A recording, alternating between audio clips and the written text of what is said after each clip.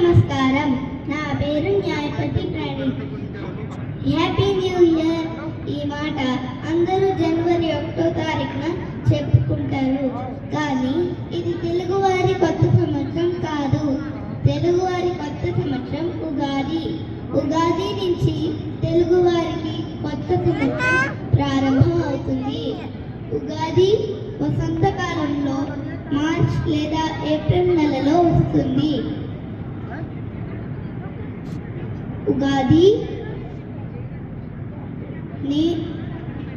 చైత్ర శుద్ధ పాడ్యమి రోజు జరుపుకుంటాము. ఉగా అనగా నక్షత్ర గమనం, ఆది అనగా మొదలు. ఉగాది అంటే సృష్టి ఆరంభం అని అర్థం. ఉగాదిని యుగాది అని కూడా అంటారు. ఉగాదిని తెలుగువారే కాకుండా వేరే రాష్ట్రాల్లో కూడా ఘనంగా జరుపుకుంటాము. ఉగాది అంటే మనకు గుర్తొచ్చేది ఉగాది పచ్చడి.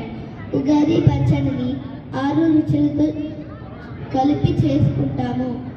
చింతపండు, బెల్లం, ఉప్పు, కారం, వేప పువ్వు, మామిడికాయ, ఈ 6 పదార్థాలను కలిపి మనం ఉగాది పచ్చడి చేసుకుంటాము. ఉగాది రోజున అందరూ పొద్దున్నే లేచి తలస్నానం చేసి కొత్త బట్టలు వేసుకుంటారు. ఈ ఉగాది మనకి ఆనందం, ఆరోగ్యం, ఐశ్వర్యం కలిగించాలని కోరుకుంటూ మనందరికీ క్రోధినామ సంవత్సర ఉగాది శుభాకాంక్షలు. ధన్యవాదములు.